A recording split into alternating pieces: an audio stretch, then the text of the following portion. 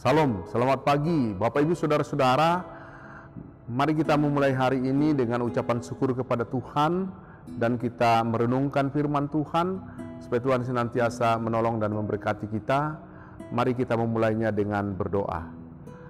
Pujian, hormat dan syukur kami naikkan kepada Engkau, Allah pemelihara kehidupan kami yang senantiasa memberkati dan menyertai kami. Urapi hati dan pikiran kami ketika hendak membaca dan merenungkan firman-Mu. Berikan kami hikmat untuk mengerti. Di dalam nama Tuhan Yesus Kristus kami berdoa. Amin. Bapak Ibu Saudara-saudara, umat yang dikasihi oleh Tuhan, pada pagi hari ini bacaan kita terambil dari Matius 14 ayat 22 hingga ayat yang ke-33. Dan ayat yang menjadi sorotan tema kita adalah pada ayat yang ke-31b, yaitu firman Tuhan yang berbunyi demikian. Hai orang yang kurang percaya, mengapa engkau bimbang? Dari ayat ini, maka saya mau mengambil tema, jangan bimbang, Tuhan menyertai kita. Bapak Ibu Saudara-saudara, bimbang adalah kurang percaya. Bimbang adalah perasaan tidak tetap hati, atau perasaan tidak yakin dan ragu-ragu. Itu menurut Kamus Besar Bahasa Indonesia. Rasa bimbang bisa terjadi kepada siapa saja, baik kepada orang tua, orang muda, baik kita dalam keadaan sehat, sakit, kaya, miskin, baik juga kepada orang yang sudah lama percaya atau yang baru bertobat. Semua manusia bisa merasakan bimbang tanpa terkecuali. Dan mungkin kita juga pernah merasa bahwa kita tidak yakin, apakah kita tidak yakin menang, ataupun mungkin kita merasa tidak yakin kalah, ataupun mungkin kita merasa tidak yakin sukses, ataupun kita pernah merasa tidak yakin gagal, atau tidak yakin dalam hal banyak persoalan. Keraguan-raguan atau bimbang seringkali mengganggu kehidupan kita, khususnya dalam saat-saat penting dalam menghadapi hidup ini. Lebih-lebih kita merasakan bimbang ketika kita menghadapi sebuah persoalan yang berat.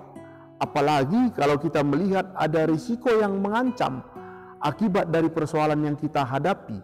Sehingga rasa bimbang pun sering juga akibatnya menimbulkan ketakutan. Bapak Ibu Saudara-saudara yang dikasihi oleh Tuhan, begitu jugalah yang dihadapi oleh murid-murid Yesus. Secara khusus Petrus dalam peristiwa Tuhan Yesus berjalan di atas air.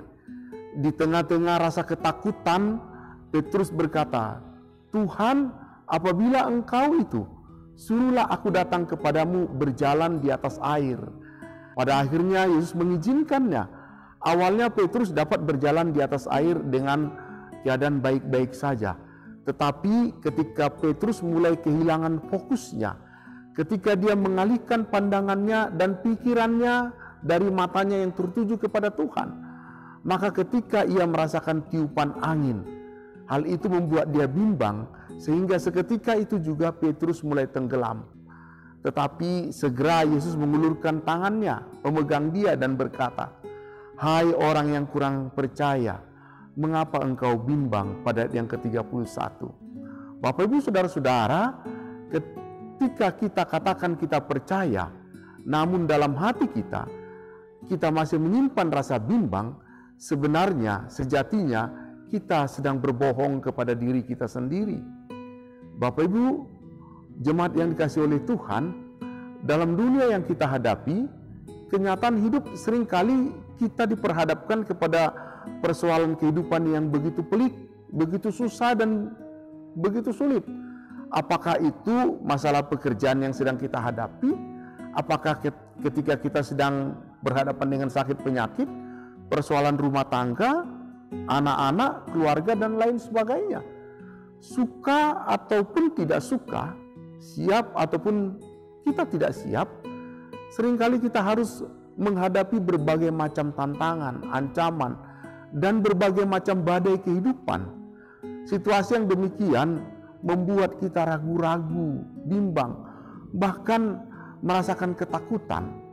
Tetapi sama seperti yang dihadapi oleh murid-murid Tuhan Yesus, jangan takut.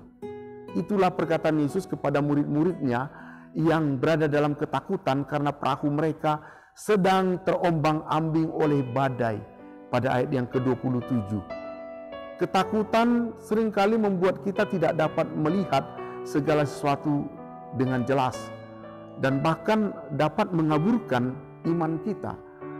Namun ketika pandangan kita terus-menerus tertuju kepada Yesus yang dapat menguatkan iman kita serta dapat memberikan pengharapan yang pasti kepada kita. Apabila kita mulai memikirkan angin dan gelombang, yaitu keadaan di sekeliling kita, mulailah kita tenggelam sehingga kita tidak lagi dapat mengenali Tuhan Yesus, Allah yang Maha Kuasa, Allah yang menciptakan langit dan bumi.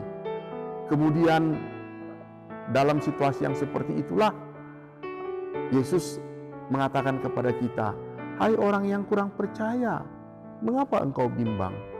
Bapak Ibu Saudara-saudara, oleh sebab itu iman yang teguh, yang tertuju kepada Tuhan membuat kita dapat melangkah dengan pasti dan menaruh pengharapan kita di dalam Yesus Kristus. Hal itu dapat membuat kita terus bertahan untuk sampai ke tujuan, sampai akhir. Oleh karena itu, mari kita menghadapi tantangan dan badai kehidupan dengan memusatkan pandangan kita, iman kita kepada Yesus dengan terus-menerus ingat perkataan Tuhan, "Tenanglah, aku ini, jangan takut." Dengan demikian, Bapak Ibu Saudara-saudara, apapun keadaan yang menimpa kita, janganlah takut. Yang terpenting adalah tetap mengarahkan pandangan mata kita, iman kita kepada Tuhan Yesus saja, dan belajar bergantung hanya kepadanya sepenuhnya. Maka Allah sanggup menyelesaikan segala persoalan kita. Bersama Yesus, kita dapat melangkah di atas badai gelombang persoalan kehidupan kita. Demikian firman Tuhan, terpujilah Kristus. Amin. Mari kita berdoa. Mampukan kami untuk senantiasa menyandarkan iman kami di tengah-tengah badai gelombang persoalan kehidupan. Mata kami hanya tertuju kepada pertolongan Tuhan, kepada penyertaan Tuhan yang senantiasa hadir, menolong dan menuntun kehidupan kami. Di dalam nama Tuhan Yesus Kristus, kami berdoa. Amin.